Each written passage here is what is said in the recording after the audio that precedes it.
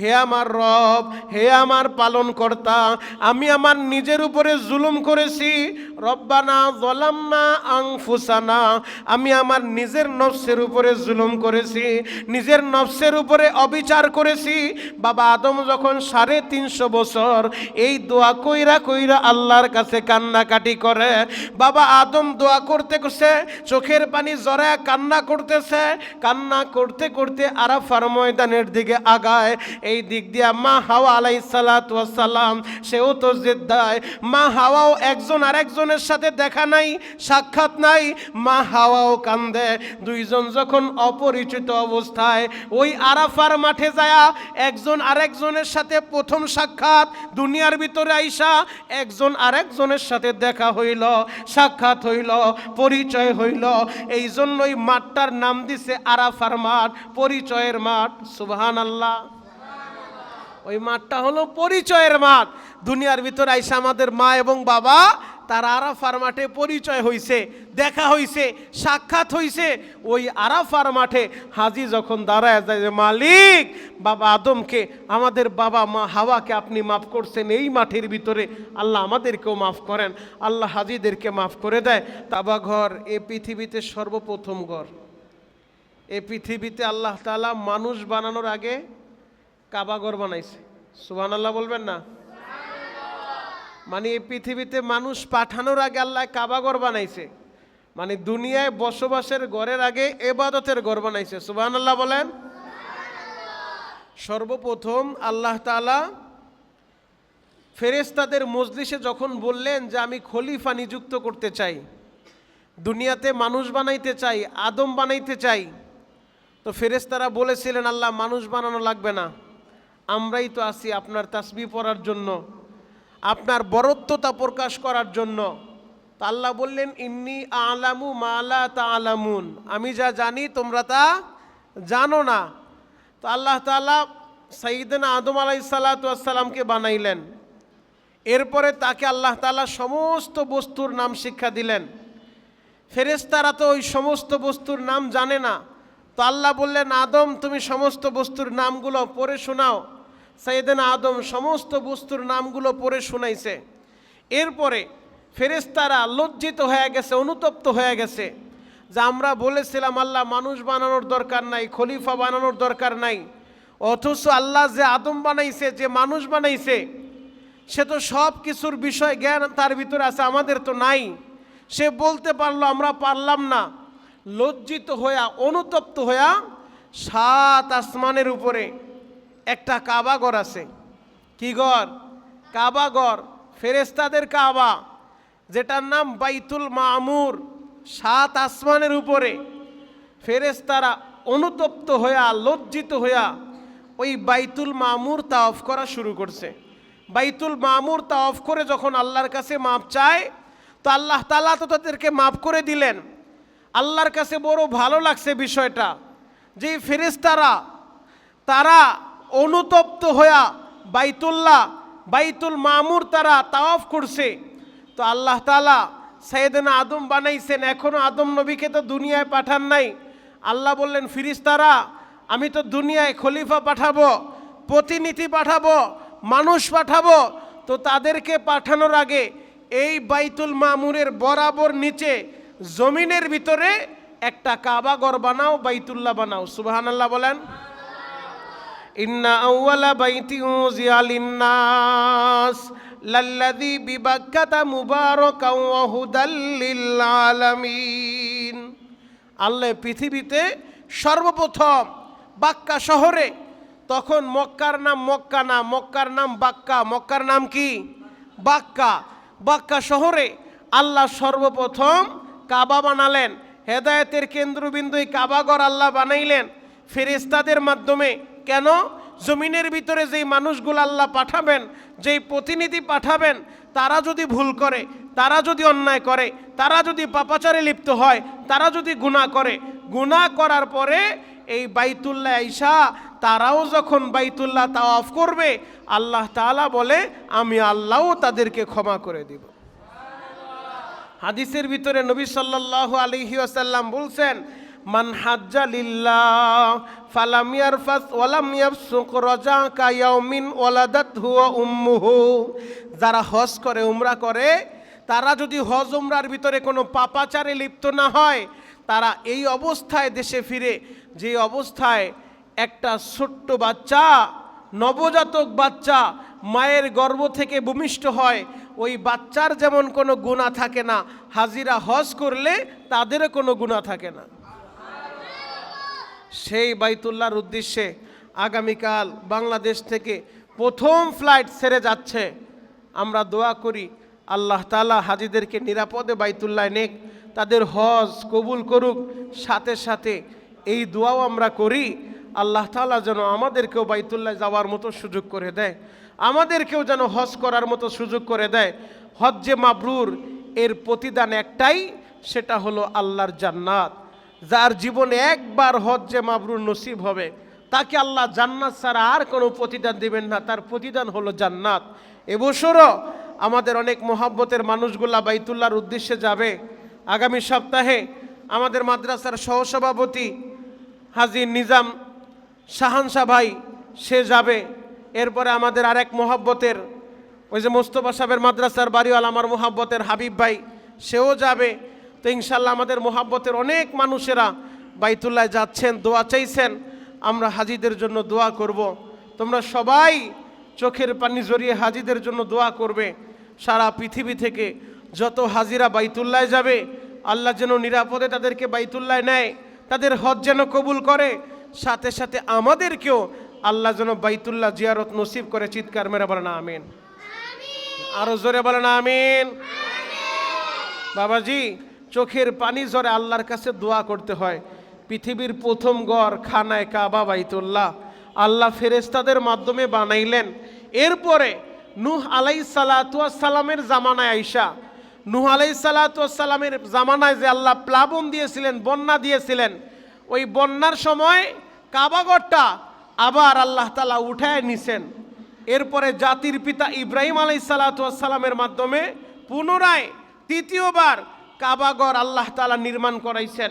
জাতির পিতা ইব্রাহিম আলাইহিসসালাতু ওয়াসসালাম তিনি নিজে মিস্ত্রি হইয়া কাবাঘর বানাইছেন, আর তার সহযোগী হিসেবে কাজ করছে তার সন্তান ইসমাইল আলাইহিসসালাতু ওয়াসসালাম। কাবাঘর যখন তিনি বানাইতেছিলেন আল্লাহ বলছেন, ইব্রাহিম তুমি বাইতুল্লাহ বানাও, কাবা বানাও। জাতির পিতা ইব্রাহিম নবী যখন কাবা বানাইতেছিলেন, এখন তোমরা দেখছো যখন বিল্ডিং করা হয়, ভবন বানানো হয়, মোটামুটি একটু উঁচু হওয়ার পরে এরপরে বাঁশ দিয়ে আবার মাচা দেয়, ওই মাচার উপরে দাঁড়ায় তারপরে আবার গাঁথনি করে। কথা বলো ঠিক কিনা? তো ইব্রাহিম আলাইহিসসালাতু ওয়াসসালাম কাবা বানাবেন, এখন তো উঁচু হয়েছে, এখন তিনি মাচা পাবেন কোথায়? মাচা দিতে হবে। আল্লাহ বলে, ইব্রাহিম তুমি পাথরের উপরে দাঁড়াও। তিনি পাথরের উপরে দাঁড়াইছেন। ওই পাথরটা আল্লাহ তাআলা এমন অটো লিফট সিস্টেম বানায় দিছে, যখন তার উপরে ওঠা দরকার ওই পাথরটা তার উপরে উঠায় ফেলায়। সুবহানাল্লাহ বলেন। আবার নিচে নামা দরকার, পাথরটা তারা নিয়ে নিচে নেমা যায়। যেই পাথরে দাঁড়ায় তিনি কাবাঘর বানাইছেন, দুইটা পা পাথরের উপরে রাখছেন। ওই পাথরের উপরে ইব্রাহিম নবীর পায়ের চিহ্ন এখনো পর্যন্ত আছে। কাবাঘরের দরজার পাশেই একটা জায়গা আছে মাকাম ইব্রাহিম। ওই মাকাম ইব্রাহিমের ওই জায়গায় মিনার আকারে করে গ্লাসের ভিতরে স্বর্ণে দিয়া চতুর্দিক থেকে, এরপরে গ্লাসের বেষ্টনীর মাধ্যমে মাকাম ইব্রাহিম, ইব্রাহিম নবীর পায়ের ছাপ সম্বলিত সেই পাথরটা এখনো পর্যন্ত রেখে দিছে। সুবহানাল্লাহ বলেন। ওই মাকাম ইব্রাহিম বরাবর হাজিরা যখন তাওয়াফ কইরা নামাজ আদায় করে, দোয়া করে, আল্লাহ দোয়া কবুল করে। যেই কথাটা বলতেছিলাম, জাতির পিতা ইব্রাহিম আলাইহিসসালাতু ওয়াসসালামের মাধ্যমে তৃতীয়বার আল্লাহ কাবা বানাইলেন। কাবাঘর বানাইছে, জনমানবহীন এলাকা, ওই জায়গায় বসবাসের কোনো মানুষজন নাই, মানুষ নাই, জন নাই। আল্লাহ বলেন, ইব্রাহিম তুমি কাবা বানাইছো, এবার তুমি ঘোষণা করো, হজের ঘোষণা দাও, এই ঘরের জন্য মানুষ যেন হজ করতে আসে, তুমি ঘোষণা দাও। ইব্রাহিম নবী বলে, আল্লাহ মাইক নাই, আমি কেমনে ঘোষণা দিমু? কারণ তখন তো আর মাইক ছিল না, কিভাবে তিনি ঘোষণা দিবেন? আল্লাহ বললেন, তোমার কাজ হলো ঘোষণা দাও, পৌঁছানোর দায়িত্ব তো আমার।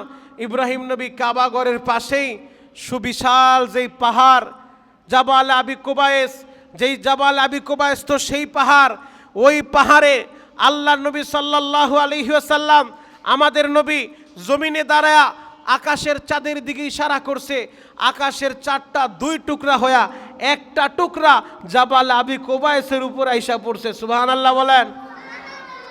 সেই জাবাল আবি কোবাইসের উপরে দাঁড়ায়া ইব্রাহিম নবী ঘোষণা দিলেন, মানুষদেরকে আজান দিলেন। তিনি যখন ঘোষণা দিলেন, তার এই ঘোষণা গোটা জগতে আল্লাহ ছড়ায় দিলেন। আলমে আর রুহের জগতে। আমরা তখন দুনিয়ায় ছিলাম না, আমরা ছিলাম আলমে আর রুহের জগতে। ওই জগতেও ইব্রাহিম নবীর ঘোষণা আল্লাহ পৌঁছায়া দিছেন। ইব্রাহিম নবী যখন আজান দিছে, ঘোষণা দিছে, হজের ঘোষণা, বাইতুল্লাহ আসার দাওয়াত দিছে, আজান দিছে, এই আজানের শব্দ শুই না যারা লাব্বাইক আল্লাহুম্মা লাব্বাইক বলে জবাব দিছে, আল্লাহ তাআলা তাদেরকেই বাইতুল্লাহ জিয়ারত নসিব করবে। চিৎকার মেরে বলেন সুবহানাল্লাহ। তাহলে আমরা সেই আলমে আরওয়ায় থাইকা লাব্বাইকের আওয়াজ দিছি কিনা আমাদের তো জানা নাই। এজন্য দোয়া করতে থাকেন, মাওলা হে, আগামীকাল বাংলাদেশ থেকে প্রথম হজের ফ্লাইট ছেড়ে যাচ্ছে। আল্লাহ আমাদের তো মনটায় চায় আমরাও হজে যাব, আমরাও বাইতুল্লাহ যাব। আল্লাহ পৃথিবীর প্রথম ঘরটা আমরাও তাওয়াফ করব, কারণ ওই ঘরটা তাওয়াফ করলে আল্লাহ জীবনের গুনাহ মাফ কইরা দেয়। আরাফার ময়দানে দাঁড়ায় দোয়া করলে আল্লাহ জীবনের গুনাহ মাফ কইরা দেয়। হাজিরা যখন আরাফার ময়দানে দাঁড়ায়া জিলহজের 9 তারিখ লাব্বাইকের আওয়াজ দিতে থাকে, খোলা আসমানের নিচে দাঁড়ায়া লক্ষ লক্ষ হাজি চোখের পানি ঝরায় কান্না করতে থাকে। ওই ময়দানটা তো সেই ময়দান, ওই ময়দানে যেই হাজি উপস্থিত হয় আল্লাহ তার সব গুনাহ মাফ করে দেয়। সুবহান। সেই আরাফার মাঠ, এই আরাফার মাঠেই আমাদের আদি পিতা সাইয়েদনা আদম আলাইহিসসালাতু ওয়াসসালাম এবং মা হাওয়া আলাইহিসসালাতু ওয়াসসালামের পরিচয় হইছে। তোমরা সবাই জানো, বাবা আদম, মা হাওয়া, তারা ছিলেন জান্নাতে। জান্নাত থেকে আল্লাহ দুনিয়ায় পাঠাইছে, একজনকে পাঠাইছে শ্রীলঙ্কায়, মা হাওয়াকে পাঠাইছে জেদ্দায়। ওই জেদ্দায় আসছে মা হাওয়া, শ্রীলঙ্কায় বাবা আদম। একজন আর একজনের সাথে দেখা নাই, সাক্ষাৎ নাই। 350 বছর বাবা আদম শুধু চোখের পানি জড়ায় কাঁদছে, আল্লাহ আপনি বলছিলেন আদম জান্নাতের ভিতরে ঘুরবা, ফিরবা, খাইবা, যা মন চায় খাইবা, কিন্তু খবরদার ওয়ালা তাকরাবা হাযিহিশ শাজারা, এই গাছের ধারে কাছেও যাইবা না। তো শয়তানের এক শুরুতে ধোঁকা দিছে, ধোঁকা দেওয়া এরপরে যখন ওই গন্ধম গাছের কাছে নেওয়া গন্ধম ফল খাওয়াইছে, সাথে সাথে জান্নাতি পোশাক শরীর থেকে আল্লাহ খুলে ফেলছে। এরপরে তাদেরকে জমিনে পাঠায় দিছে। বাবা আদম একদিন দুই দিন না, 350 বছর লজ্জায় আসমানের দিকে তাকায় না, জমিনের দিকে তাকায় দোয়া করে, রব্বানা যালামনা আনফুসানা, রব্বানা যালামনা আনফুসানা ওয়া ইল্লাম তাগফির লানা ওয়া তারহামনা লানাকুনান্না মিনাল খাসিরিন। হে আমার রব, হে আমার পালন কর্তা, আমি আমার নিজের উপরে জুলুম করেছি। রব্বানা যালামনা আনফুসানা, আমি আমার নিজের নফসের উপরে জুলুম করেছি, নিজের নফসের উপরে অবিচার করেছি। বাবা আদম যখন 350 বছর এই দোয়া কইরা কইরা আল্লাহর কাছে কান্নাকাটি করে, বাবা আদম দোয়া করতে করতে চোখের পানি জড়ায় কান্না করতেছে। কান্না করতে করতে আরাফার ময়দানের দিকে আগায়। এই দিক দিয়া মা হাওয়া আলাইহিসসালাতু ওয়াসসালাম, সেও তো জেদ্দায়। মা হাওয়াও একজন আরেকজনের সাথে দেখা নাই, সাক্ষাৎ নাই। মা হাওয়াও কান্দে। দুইজন যখন অপরিচিত অবস্থায় ওই আরাফার মাঠে যায়া একজন আরেকজনের সাথে প্রথম সাক্ষাৎ, দুনিয়ার ভিতরে আইসা একজন আরেকজনের সাথে দেখা হইল, সাক্ষাৎ হইল, পরিচয় হইল। এই জন্যই মাঠটার নাম দিছে আরাফার মাঠ, পরিচয়ের মাঠ। সুবহানাল্লাহ। ওই মাঠটা হলো পরিচয়ের মাঠ। দুনিয়ার ভিতরে আইসা আমাদের মা এবং বাবা তার আরাফার মাঠে পরিচয় হইছে, দেখা হইছে, সাক্ষাৎ হইছে। ওই আরাফার মাঠে হাজি যখন দাঁড়ায় যায় যে মালিক, বাবা আদমকে, আমাদের বাবা মা হাওয়াকে আপনি মাফ করছেন, এই মাঠের ভিতরে আল্লাহ আমাদেরকেও মাফ করেন। আল্লাহ হাজিদেরকে মাফ করে দেয়। তাহলে আমরাও আল্লাহর কাছে চোখের পানি জড়ায় মাফ চাইব। আল্লাহ যেন আমাদেরকেও মাফ করে, আমাদের জিন্দিগির গুনাহ মাফ করে, আমাদের মনের আশা পুরা করে, আমাদেরকে বাইতুল্লাহ জিয়ারত নসিব করে। সকলে বলেন আমিন। আল্লাহুম্মা আমিন। রব্বানা যালামনা আনফুসানা ওয়া ইল্লাম তাগফির লানা وترحمنا لنكونن من الخاسرين ربنا اغفر لنا ولوالدينا رب ارحمهما كما ربياني صغيرا رب العالمين কুদরতের নজর দিয়ে একটাবার তাকায় দেখো আল্লাহ, আমি গুনাহগার তোমার দামি বান্দাদেরকে লইয়া বেগুনা তলিবুল ইলম মাসুম বাচ্চা হাফেজে কোরআনদেরকে লইয়া আল্লাহ তোমার শাহী দরবারে ভিক্ষুকের মতো দুইটা হাত তুলে দিয়েছি। রব্বুল আলামিন মেহেরবানি করে আপনি আমাদের সকলের জীবনের গুনাহ মাফ করে দেন। কত গুনাহ করছি মাওলা জীবন মাফ করে দেন রহমান নামের খাতিরে। আল্লাহ, আমাদের আদি পিতা সাইয়েদনা আদম দীর্ঘ 350 বছর আল্লাহ চোখের পানি জড়া দোয়া করছে। বাবা আদমের দোয়া যদি আপনি কবুল করেন গো আল্লাহ, আমরা আমাদের বাবার সন্তান হিসেবে আমরাও দোয়া করি। রব্বানা যালামনা